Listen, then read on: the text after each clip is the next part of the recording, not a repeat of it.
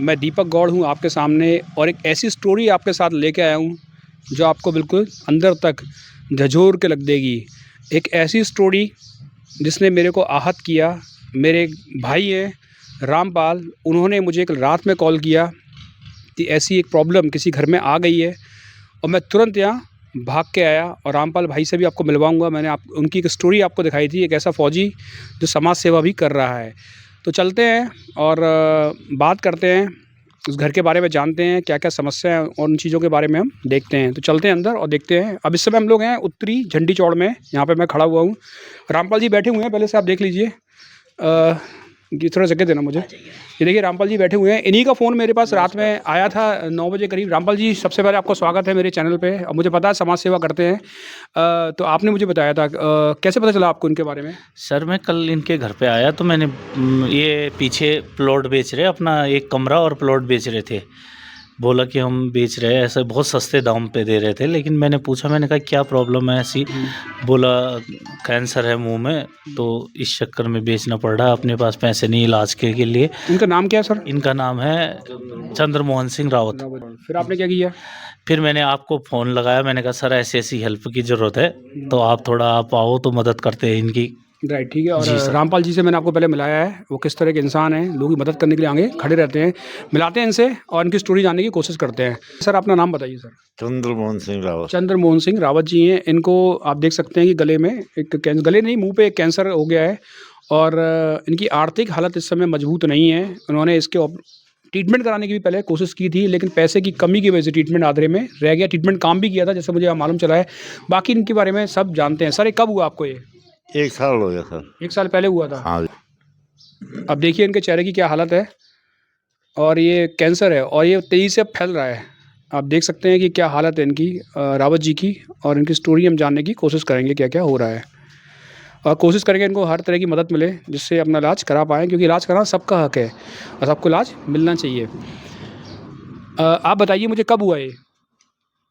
ये सर ये 1 साल हो गया सर। 1 साल पहले हुआ था। हाँ जी। और कैसे आपको लगा, मतलब कैसे पता चला कि कैंसर है? मैं डॉक्टर के पास गया। कहाँ गए थे?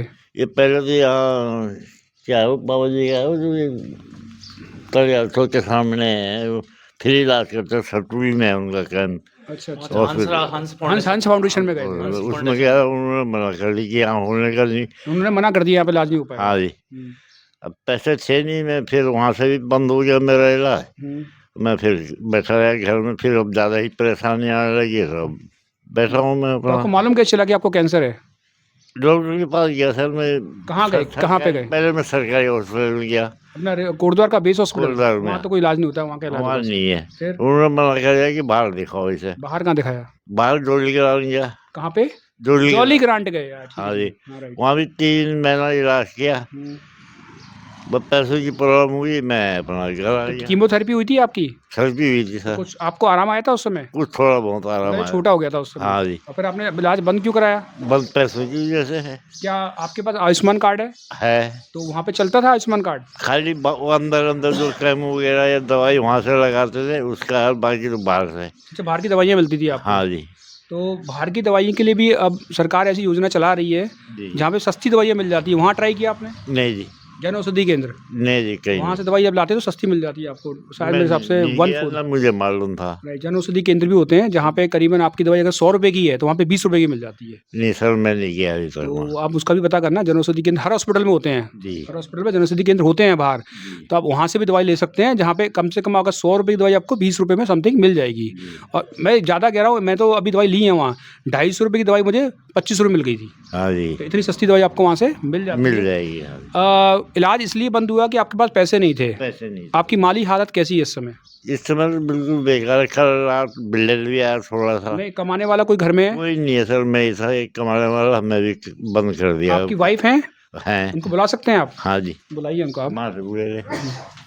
नमस्कार मैडम। नमस्ते। आपका नाम? लक्ष्मी देवी। लक्ष्मी देवी, आप बताइए क्या क्या हुआ इनके साथ? बस इनके मुंह में कैंसर है, इनके मुंह में। हाँ। और बाकी तो और घर की हालत कैसी है? घर कैसे चलता है? काम अभी इस समय पैसे कौन कमाता है? कोई नहीं कमाने वाला, नहीं था बड़ा वाला था कमाने वाला। वही ये भी 4 पे लेट है बस। बड़े लड़के को क्या हुआ? बस ये कमर में थोड़ा दर्द होगा, बस ये 300 से गिरे नीचे। हाँ। और दर्द हुआ पूरे कमर में। तो घर कैसे चल रहा है इस समय? बस ऐसे चल रहा है घर बस। मिल गया कभी नहीं मिला, ऐसे खा पी रहे मतलब आपकी पहले अच्छा पैसे मतलब कौन कौन घर में ऐसे लोग थे जो पैसे कमाते थे कोई नहीं सर। कोई पहले इनको लगने से पहले, ये कीमो कैंसर से पहले? यही सब बड़ा वाला था कमाने वाला। अच्छा, लड़का आपका कमाता था, वो क्या करता था? ये बोर्डिंग का काम करता था ये। किसका काम? बोर्डिंग का बोर्डिंग। अच्छा, वेल्डिंग का काम करता था। अब वो नहीं करते काम? आप नहीं करते, आप कुर्सी में बैठे हैं बस। आप कुर्सी बैठे हुए हैं? हाँ। आप जरा देखते हैं आप क्या है यहाँ पे, देखें। आओ आओ, क्या हो गया उनको वैसे? आइए दिखाइए कहाँ पर लड़का। अच्छा ये है, राइट, ठीक है। इनको क्या हो गया? आपका नाम? मेरा नाम रवि रावत है। रवि रावत है। क्या हुआ इनको? मुझे एमएनडी की दिक्कत है। क्या दिक्कत है आपको? MND muscular dystrophy. अच्छा, बेंडिंग नहीं कर सकते बॉडी को, मूव मतलब? हाँ, मतलब ये पैर से नीचे काम नहीं करते हैं। तो क्या हुआ आपको ऐसा? अच्छा आप बताइए क्या हुआ इनको? 3 साल तक गिरा। क्या हुआ?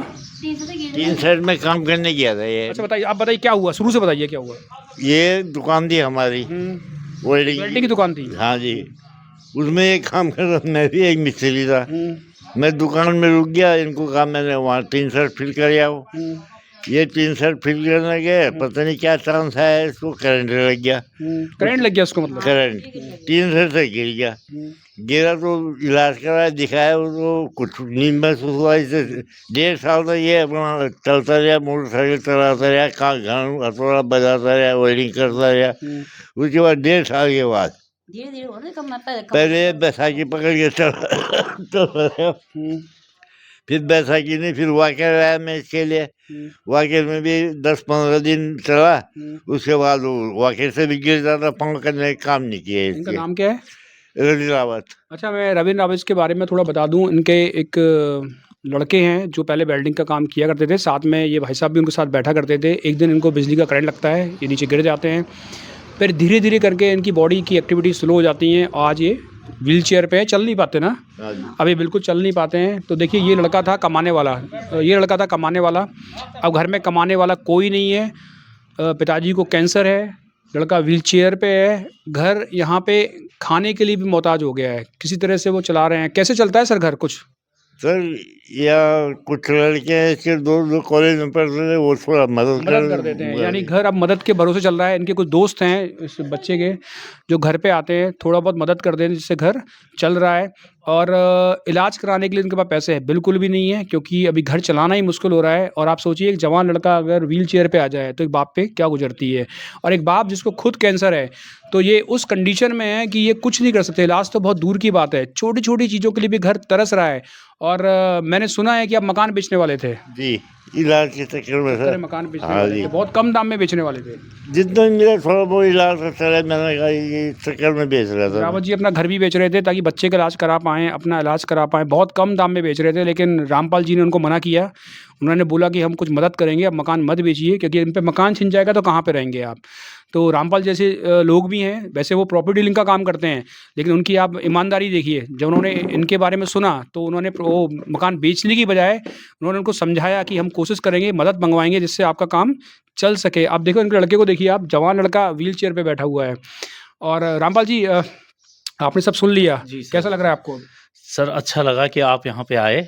नहीं, मैं आपसे भी बहुत इम्प्रेस हूँ कि आपने इनका मकान बेचा नहीं। जी सर, हम तो हर किसी से वो करते हैं कि इनकी मदद करो, जिससे हो सकता है, चाहे कोई 100 रुपये, 50 रुपये, 500 रुपये, 1000 रुपये, अपने हिसाब से जो कर सकता है इनकी मदद करो। हम भी सबसे पहले मदद हम करेंगे। हम भी चैरिटी वाले हॉस्पिटल पता करेंगे कौन कौन सी चैरिटी में इनका इलाज हो सकता है, दोनों का इलाज हो जाए ऐसे हॉस्पिटल पता करेंगे। जी सर। और पूरी कोशिश करेंगे इस व्यक्ति को न्याय मिले। न्याय तो नहीं बोलूँगा, मतलब थोड़ा बहुत मदद मिल जाए, लोगों से मिल जाए आप लोगों से, और ये व्यक्ति ठीक हो जाए। क्योंकि लड़का भी मतलब दुख हो रहा है कि वो लड़का भी बेचारा पैसे कमाता था, तो वो भी बेचारा व्हील चेयर पर आ गया है। और बड़ी दुखद घटना है। और कोटद्वार में है इस समय हम लोग, और जगह है उत्तरी झंडी चौड़। ये जगह है, इस समय हम लोग कोटद्वार में हैं, और जगह है पूर्वी झंडी चौड़। रावत जी के घर पे मैं यहाँ पे बैठा हुआ हूँ।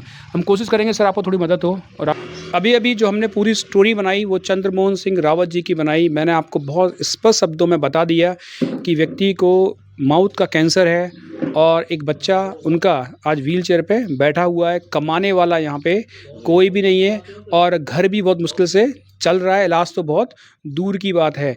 तो बस मैं यही आपसे अपील करूँगा कि छोटा छोटा कंट्रीब्यूट करें, और इस व्यक्ति को हम डॉक्टर तक ले जाएं, और उनका बच्चा ठीक हो जाए और अपना काम दोबारा से करे, और पहले की तरह ज़िंदगी आ जाए। और इसी के साथ मैं सभी को अपील करूंगा कि इनकी मदद जरूर करें। नमस्कार, मुझे सुनने के लिए ध्यान से, और सभी को मैं रिक्वेस्ट करता हूं मदद जरूर करें।